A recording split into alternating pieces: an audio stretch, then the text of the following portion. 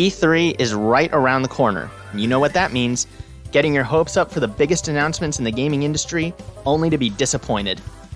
In all seriousness though, E3 is the best time of year to be a fan of video games, especially for those with Nintendo consoles.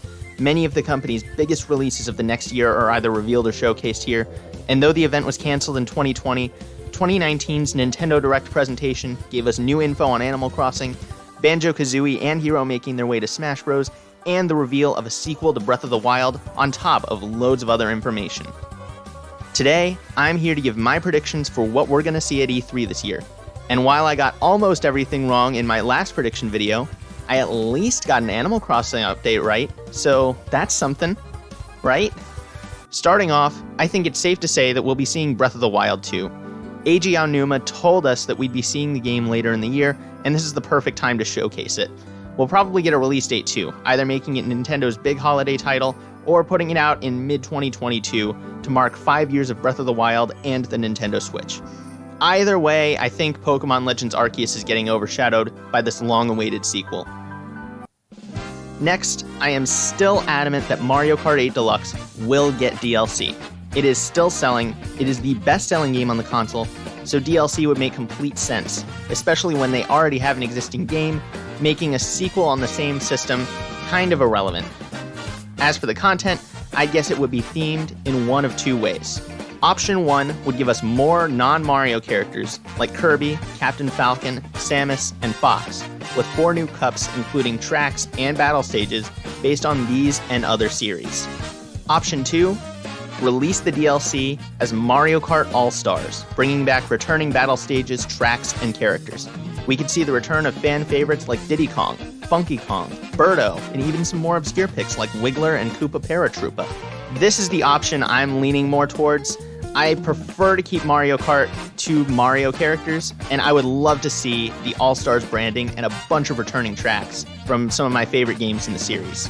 Either way, like with the original releases DLC, it would probably be split up into 2 packs, and if you purchase both, you get a discount and new character colors, this time for Toad and Koopa Troopa.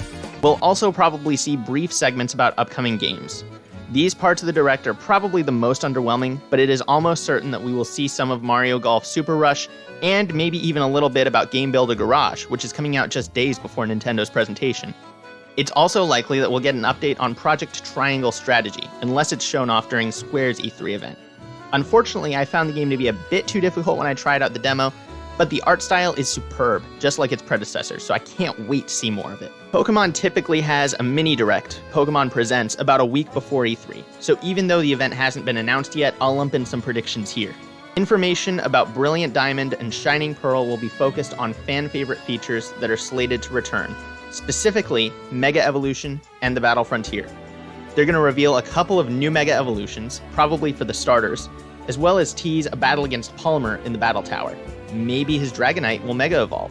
For Legends Arceus, we'll get more about the story, teasing the villains, and a bit more about the region as a whole. With Breath of the Wild 2's release seemingly imminent, I think that they're going to need to do a lot to make sure that this game differentiates itself from its Zelda counterpart. And I think that, like last year and the year before, we'll get a new spin-off tease. Hopefully this time a sequel to Pokemon Ranger or Pokemon Conquest. Koei Tecmo has been working a lot with Nintendo, so a Conquest sequel or remake would be much appreciated by me at least. Back to my predictions for the main event, I think that Nintendo will give us an update on Metroid Prime 4. As one of the most highly anticipated games on the system, dating back to 2017's E3 event, Nintendo knows fans want it.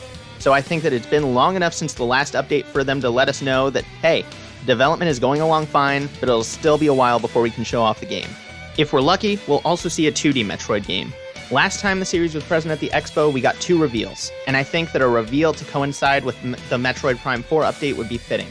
While I've never played Samus Returns, as it released too late in the 3DS's lifespan for me to put it as a priority, I would love to see what Mercury Steam can do with the Switch, because their first crack at a Metroid game looked absolutely fantastic. And speaking of the 3DS, I'm once again going to guess that we will see a 3DS game ported to the Switch, and it will be Kid Icarus Uprising. Next year is the 10th anniversary of this fantastic revival, and what better way is there to celebrate than to give Pit new life on the Switch? With updated controls and graphics, I think that the game would be considered one of the best in the system's library. And with some of my biases showing through, I am still holding out hope for a remake of Fire Emblem Genealogy of the Holy War. While many fans in the series have likely played at least a part of this game through emulation and with fan translations, seeing the game with new graphics, though hopefully still sprite-based on the map, as well as full voice acting, would be a beautiful sight. Besides, most of these characters do have voice actors now thanks to Heroes, so don't let the talent go to waste. In another mundane part of the Direct, for me at least, we'll probably see information on the next Animal Crossing update. Something summer-themed, probably.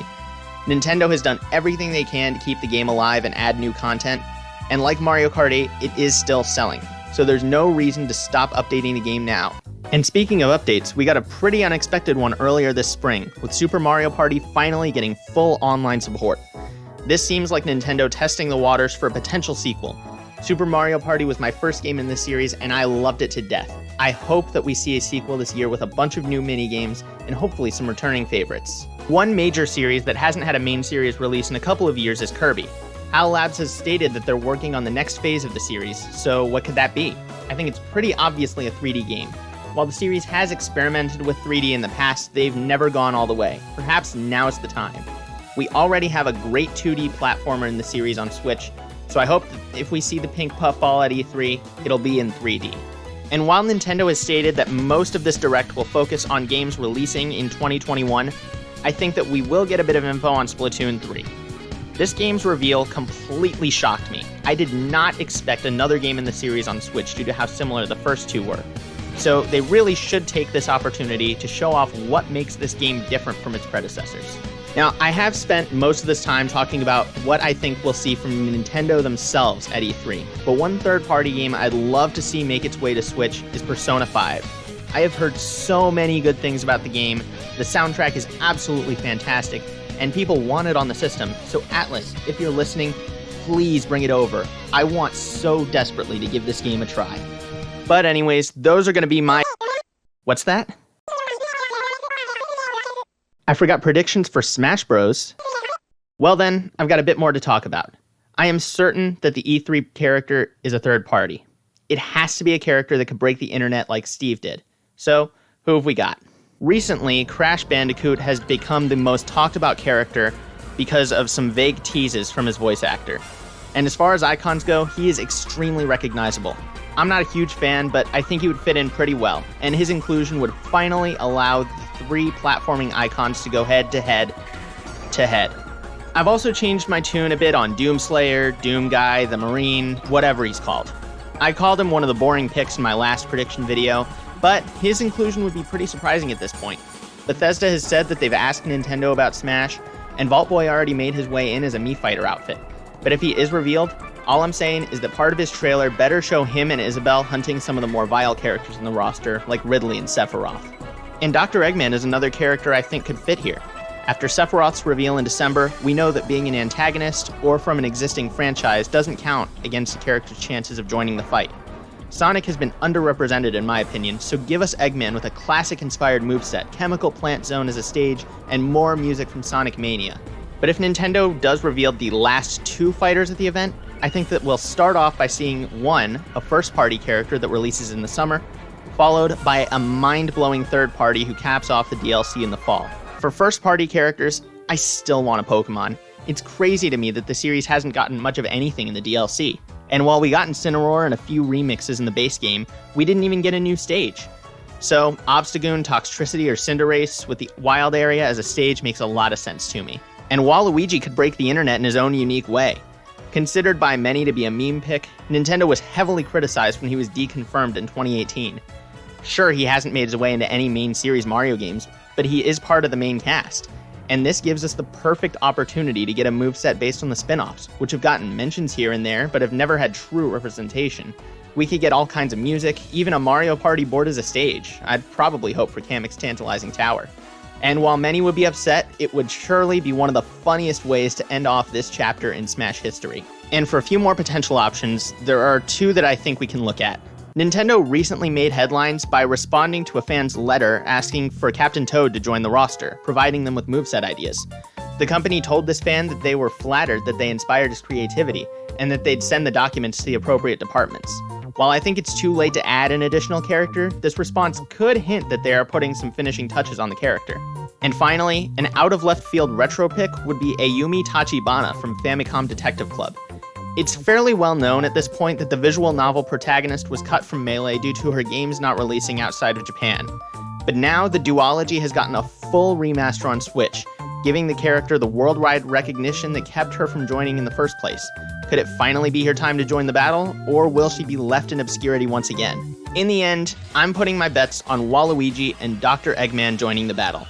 Waluigi is the only first-party character that I think would create as much buzz as a third-party, and he would give an oft-overlooked part of the Mario universe more representation. Meanwhile, we're in the midst of Sonic's 30th anniversary, right between the launch of the character's first film and the development of the second, with new games abound and antagonists joining Smash through DLC. If Dr. Eggman ever joins Smash, I think the perfect time is now. And there are all of my thoughts on Nintendo's presence at E3. I hope I get a lot of these predictions right, not just to earn myself some internet points, but because if I am right, the rest of 2021 and the start of 2022 are going to be a wild ride for Nintendo fans.